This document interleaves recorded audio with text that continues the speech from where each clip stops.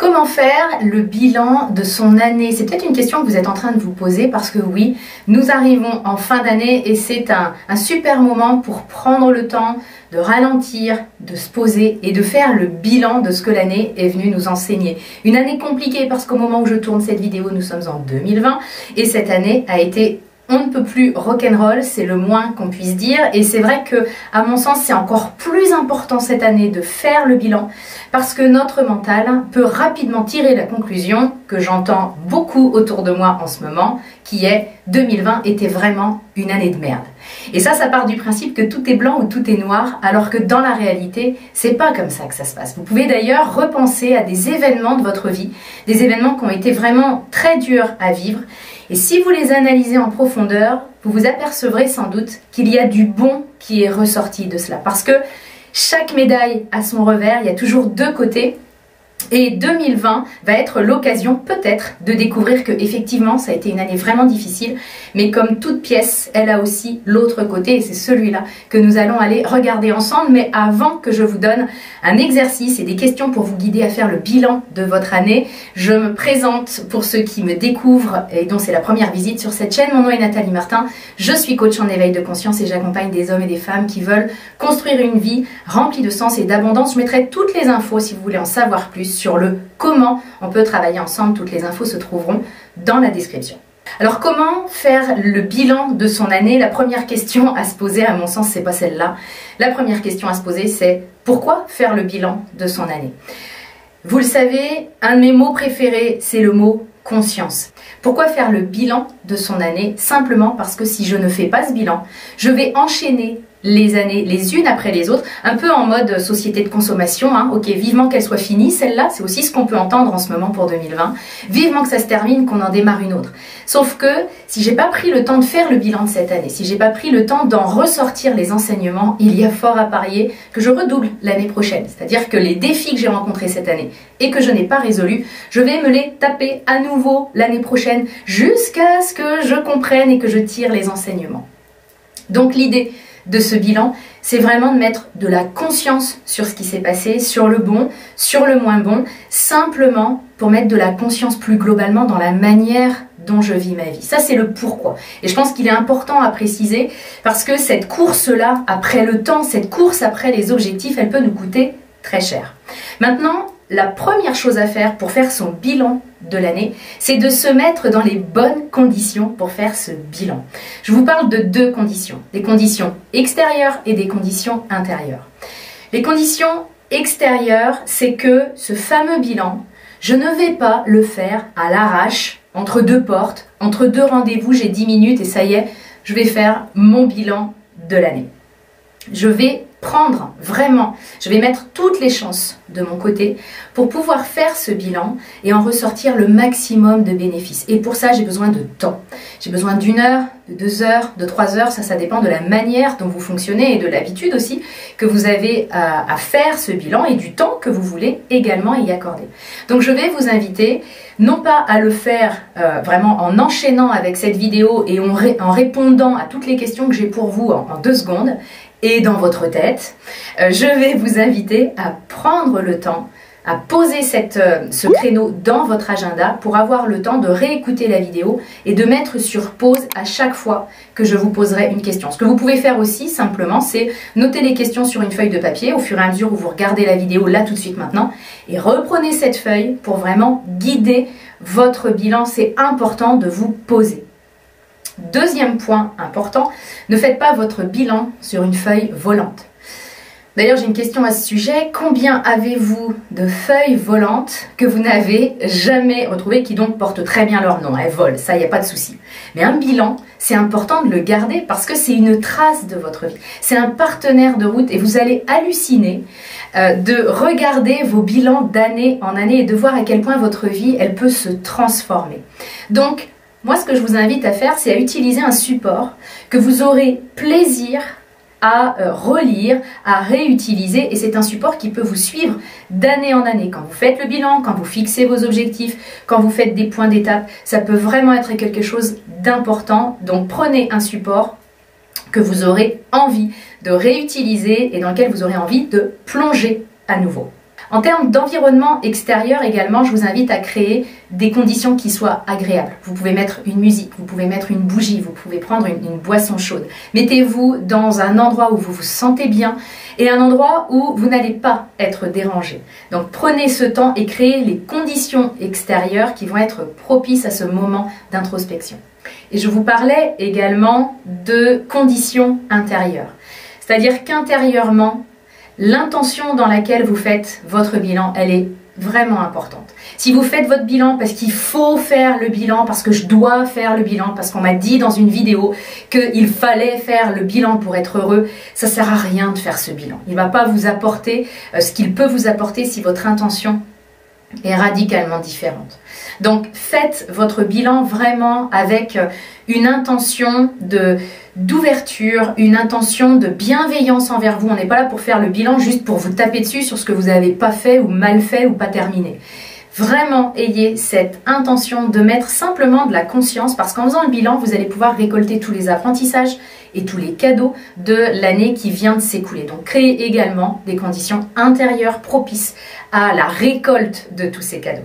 Maintenant que ces conditions sont créées, on va pouvoir attaquer avec la première question.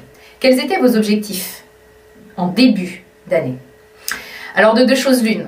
Soit vos objectifs sont encore très clairs parce que vous y êtes resté connecté, soit vos objectifs ne sont plus qu'un lointain souvenir parce qu'il y a de l'eau qui est passée sous les ponts, puis peut-être que vous les avez perdus de vue, puis peut-être que vous les aviez mis sur une feuille volante qui s'est envolée, vos objectifs avec elle.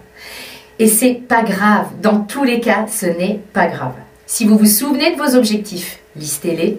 Si vous ne vous en souvenez plus, eh bien l'idée est peut-être de tirer des apprentissages de ça. Parce que peut-être que l'année dernière, en tout cas en début d'année, vous aviez fixé des objectifs et peut-être qu'aujourd'hui, vous ne vous en souvenez plus. Donc ça peut vous interroger sur l'importance de ces objectifs. Est-ce qu'ils étaient vraiment importants pour vous?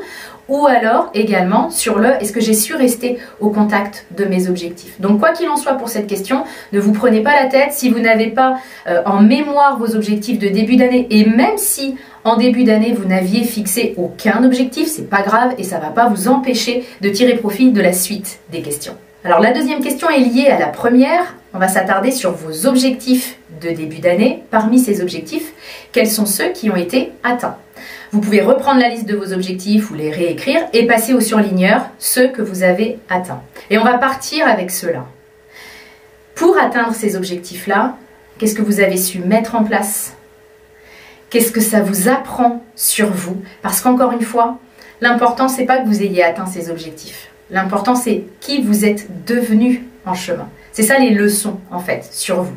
Pour atteindre ces objectifs-là, qu'est-ce qu'il a fallu que vous dépassiez en vous? Peut-être que vous avez eu à changer de croyance, peut-être que vous avez découvert que vous pensiez être trouillard et en fait, non, vous ne l'êtes pas. Vous avez dû montrer du courage, de la persévérance. Prenez le temps, parmi les objectifs que vous aviez en début d'année, d'identifier vos victoires, ceux que vous avez réussi à atteindre. On reparlera de vos victoires un petit peu plus tard dans la vidéo. Ceux que vous avez réussi à atteindre et ce que ça vous apprend sur vous.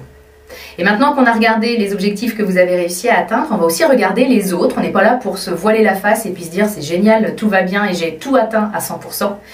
On va regarder les autres, les objectifs que vous pensiez réaliser cette année et que vous n'avez pas atteints. Et maintenant, on va creuser un petit peu pour comprendre ce qui s'est passé. La question c'est justement, qu'est-ce qui s'est passé pour que je ne les atteigne pas? Quelle énergie, quelles ressources j'ai utilisées? Et ça, c'est une question qui est hyper importante. Quelles sont les ressources que j'ai mises en place et que j'ai dédiées à l'atteinte de ces objectifs? Parce que finalement, tout est là bien souvent. Quand j'ai pas atteint les objectifs, c'est pas que je suis nulle, c'est pas que cet objectif-là, il n'est pas pour moi, c'est peut-être que je n'ai pas accordé assez de ressources. Quand je parle de ressources, ça peut être un investissement de temps, d'argent, investir de l'énergie aussi, investir des efforts et investir mon mental, c'est-à-dire mes réflexions et mes pensées. Donc, est-ce que j'ai accordé suffisamment de ressources à ce projet? La réponse est oui ou non. Et encore une fois, on n'est pas là pour se taper dessus. On est juste là pour recadrer un petit peu les choses et retrouver notre axe. Parce que ce qui peut se passer aussi au fur et à mesure de l'année, c'est que sans en être conscient, je lâche mes objectifs de vue et si je n'avance pas sur mes objectifs, je vais peut-être avancer sur d'autres objectifs qui sont ceux des autres ou alors d'autres qui étaient moins importants et c'est à eux que je vais allouer mon temps, mon énergie, mon argent, etc.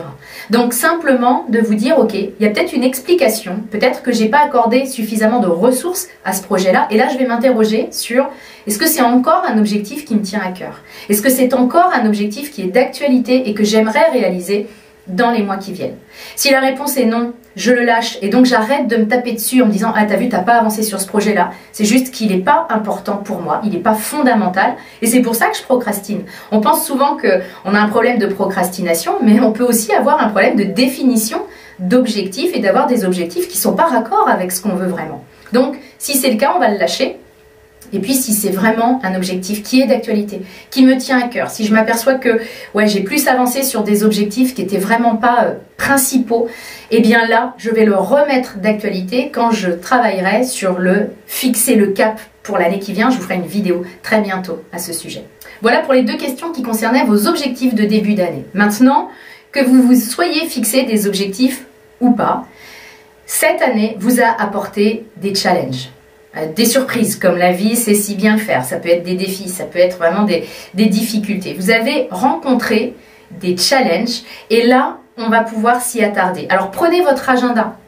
J'ai oublié de vous le dire, pour créer vos conditions extérieures, votre agenda, c'est vraiment un allié de taille parce que on oublie souvent ce qui s'est passé dans cette année. Un challenge, ça peut être un rendez-vous qui était hyper important et vous allez le retrouver dans votre agenda. Donc, prenez le temps de regarder et de feuilleter et de vous demander quels sont les challenges que la vie vous a amenés cette année? Quels sont les défis qu'elle vous a amenés sur un plateau en vous disant bon bah maintenant à toi de jouer? Et justement dans le à toi de jouer, il y a eu différents types de résultats. Il y a des défis que nous avons surrelevés et puis d'autres où de toute évidence non, on n'a pas réussi à dépasser le défi que la vie nous proposait. Et encore une fois, on n'est pas là pour se taper dessus, on est là pour regarder. Dans un premier temps, on va regarder les challenges que vous avez su relever. Quelles sont vos victoires de cette année? Et ne laissez pas votre tête vous dire que vous n'avez aucune victoire cette année. C'est impossible. Et si vous arrivez à cette conclusion-là, c'est peut-être que vous avez un biais cognitif, un biais de perception qui fait que vous avez plus tendance à regarder ce que vous faites mal, ce que vous ne faites pas, plutôt que ce que vous réussissez. Donc là, je vous invite à creuser vraiment le sujet et à vous reconnecter avec vos victoires de cette année. Et listez-les. Parce que ces victoires, elles vous apprennent des choses sur vous. Qu'est-ce qu'elles vous apprennent? Elles vous apprennent certainement que quand les choses sont vraiment importantes pour vous ou quand vous n'avez pas le choix, sachant que vous l'avez toujours, quand vous n'avez pas le choix, vous êtes capable de démontrer de la force, du courage, de la persévérance. Ça, c'est important que vous puissiez le lister également. Que vous apprennent vos victoires. Prenez ce temps-là. Franchement, ça ne se fait pas en 2 minutes. Prenez le temps et faites-vous ce cadeau de lister tout ce que ça vous apprend sur vous, toutes les qualités et tous les talents que vous avez en vous. Il y a maintenant le deuxième type de challenge qui est ceux que je n'ai pas su relever, ceux que je n'ai pas su dépasser ou en tout cas ceux pour lesquels je n'ai pas eu le résultat que je pourrais appeler une réussite. Eh bien là aussi, ça apporte un enseignement. Qu'est-ce qui s'est passé concrètement? Qu'est-ce qui a fait que je n'ai pas été en mesure de pouvoir dépasser ce défi et de pouvoir décrocher ce que moi j'appelle un succès? Et là aussi, ça m'apprend quelque chose de moi. Qu'est-ce que ça m'apprend de moi? Qu'est-ce que j'ai à faire évoluer pour être capable de dépasser ce défi si jamais l'année prochaine, la vie me repasse le plat? Parce que si je n'ai pas réussi à dépasser ce défi, il y a de fortes chances que la vie me repasse le plat. Il y a un enseignement à ressortir de ça. Et le fait de prendre le temps d'identifier cet enseignement, vous allez gagner énormément de temps. Puis surtout, vous allez vous éviter ce repassage de plat qui est loin d'être confortable. Prenez le temps de vous demander ce que vos non-victoires, ce que on pourrait appeler avec une étiquette qui n'est pas dans la réalité, mais admettons, on va la garder pour ce bilan. Ce que l'on étiquette comme étant un échec, prenez le temps d'identifier ce que ça vous apprend sur vous et ce que ça vous apprend sur le chemin qu'il vous reste à parcourir. Il y a une autre question qui est un petit peu différente, qui ressemble à notre challenge, mais qui est un peu plus spécifique parce que je veux pousser plus loin. C'est quels sont les événements difficiles que j'ai vécus cette année? Ça peut être dans différents secteurs de vie, ça peut être dans le travail, ça peut être dans les relations, ça peut être vraiment à différents niveaux. Demandez-vous quels sont les événements difficiles, notamment relationnels, que vous avez pu expérimenter cette année. Et prenez le temps d'y repenser, simplement pour valider ce que vous ressentez par rapport à ces événements-là ou par rapport à ces personnes-là. Est-ce que vous les avez apaisés? Est-ce que vous sentez que c'est dépassé? Ou alors est-ce que vous sentez que émotionnellement vous êtes encore chargé de ça? Est-ce que vous sentez qu'ils sont encore souffrants? S'ils sont encore souffrants, je vous invite vraiment, et je vais vous inviter en conscience, à poser l'intention de les laisser en 2020. De n'en ressortir que les apprentissages. Parce que comme tout challenge, comme tout défi, chaque pièce a son autre côté, c'est ce que je disais au début de cette vidéo. Et nos plus grands enseignants sont souvent les personnes qui nous ont fait souffrir. On a du mal souvent avec ça parce qu'on a des émotions qui sont très désagréables, c'est légitime. Et en même temps, le fait de poser cette intention de « je laisse cette émotion cette année », puis je repars libérée de ça, ça peut être vraiment une intention qui est puissante. Est-ce que vous avez des choses à pardonner? Est-ce que vous avez des choses à vous pardonner à vous ou à pardonner aux autres? C'est un super moment pour pouvoir le faire. En tout cas, c'est vraiment un très bon moment pour pouvoir prendre conscience de ça. Parce que si je ne le fais pas, je vais démarrer l'année qui suit avec un caillou dans ma chaussure. Et la route est nettement moins confortable. Vous trouverez d'autres vidéos sur la thématique du pardon, sur la thématique de vider vos émotions sur ma chaîne. Je vous invite vraiment à les faire pour démarrer votre année, purger de tout ça et ne pas vous promener avec ce fameux caillou dans la chaussure. Tout à l'heure, je vous parlais de vos victoires liées aux objectifs que vous vous étiez fixés. Finalement, si vous ne vous êtes pas fixé d'objectifs, vous n'étiez pas trop concerné par cette question. Or, des victoires, vous en avez eu. Donc, on va reprendre cette question plus largement que simplement sur les objectifs que je m'étais fixés. Quelles sont vos victoires de cette année? Quels sont les bons moments que vous avez vécus? Et là encore, votre agenda peut vous aider parce qu'on peut vite être amnésique, notamment dans des années qui sont un petit peu plus compliquées. On peut développer un biais de perception, encore une fois, qui fait que, ouais, on ne se rappelle plus finalement de ce qui était beau. Et notre bonheur aujourd'hui dépend en immense partie de notre capacité à voir le bon côté des choses et à relever ce qui était beau. Donc encore une fois, ne laissez pas votre tête vous faire croire que cette année a vraiment été merdique 365 jours sur 365. Ce n'est pas la réalité. Prenez le temps, ne tombez pas dans le panneau de votre ego, prenez le temps de lister vos victoires, vos bons moments. Ça peut être simplement une discussion qui a été importante pour vous, ça peut être un moment partagé avec la famille. Listez tout ça et au-delà de le lister, je vous invite à vous reconnecter à ces moments-là. Quand vous êtes en train de les écrire, vraiment écrivez avec beaucoup de conscience et beaucoup de gratitude également. Pour fermer une année, c'est important de la remercier pour ce qu'elle est venue vous apporter. Et toutes ces victoires-là, vous pouvez vous remercier aussi. Tous ces bons moments, c'est l'occasion de remercier la vie. Parce qu'elle vous a amené des apprentissages, et c'est donc une autre question que je veux vous poser. Quels sont finalement les apprentissages que vous ressortez de cette année 2020?